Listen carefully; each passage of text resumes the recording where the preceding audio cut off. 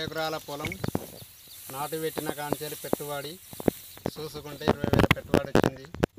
ఆ పొలానికి రేపు పొద్దుగాల మిషన్ పెట్టి కోస్తాం అనటాలకు వానరాళ్ళు వచ్చి మొత్తాన్ని దులుపుకపోయింది. దీనికి సరి అయిన నిర్ణయం ప్రభుత్వం తీసుకోవాలి అని మేము చెప్తున్నాం. ఎక్కడ పడ్డాయి, ఎక్కడున్నది, ఎక్కడికి వెళ్ళి ఏడికి వచ్చినాయి రాళ్ళు, ఏడబడ్డాయి, ఏడికో వచ్చి కొసకొచ్చి రోడ్డు మీద బండి నిలబెట్టి గాడికెళ్ళి చూసి ఆడికెళ్ళి మరిపోతే కూడా కాదు. ఎవరినో పట్టుకొని ఏడికో వచ్చి చూసిపోతే కూడా కుదరదు. ఎక్కడ పడ్డాయి రాళ్ళు, ఏడికి రావాలి, ఏడబడ్డాయి, ఊర్లు ఈడిపైన ఊర్లు ఏడు ఉన్నాయి. నీళ్ళు వారిన ఊర్లలోకి వచ్చి చూసిపోవడం పద్ధతి కాదు.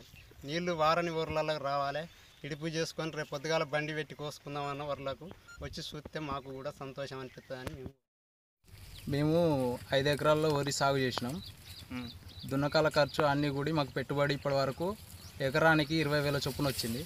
నిన్న పొద్దున వరి ఆల్రెడీ అయిపోయింది. వరి మొత్తం కోద్దామన్న టైము ఇవాళ కోద్దాం అనుకున్నాం. నిన్న సాయంత్రం వచ్చిన వానకు మొత్తం వడగండ్లు పడి గింజ ఏం లేకుండా రాలిపోయింది.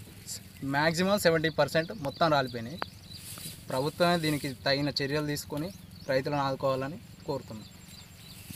చిల్పూరు మండలంలోని కృష్ణాజిగూడెం గ్రామంలో, అదేవిధంగా చిల్పూరు, చిన్నపెండ్యాల ఇట్లాంటి వరుస గ్రామాలలో చాలామంది రైతులు పెద్ద ఎత్తున నష్టపోయిండ్రు.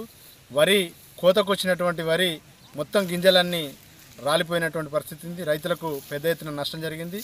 ఈరోజు ఉదయం కృష్ణాజిగూడెం గ్రామానికి మండల వ్యవసాయ శాఖ అధికారులు వచ్చి కొంతమంది రైతులే చూసినట్టుగా మా పొలాలు చూడలేదని చెప్పి ఇక్కడ ఉన్నటువంటి రైతులు ఆరోపణలు చేస్తూ ఉన్నారు.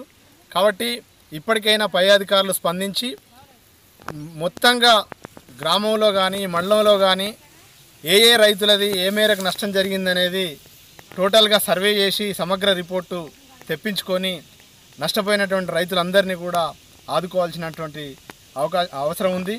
ఎందుకంటే వేలాది రూపాయలు పెట్టుబడులు పెట్టి రైతులు అనేక కష్టనష్టాలకు కూర్చి తీరా పంట చేతికి వచ్చే టైంకి అకాల వర్షంతో ఈరోజు ఆర్థికంగా నష్టపోయి ఇబ్బందులు పడుతూ ఉన్నారు.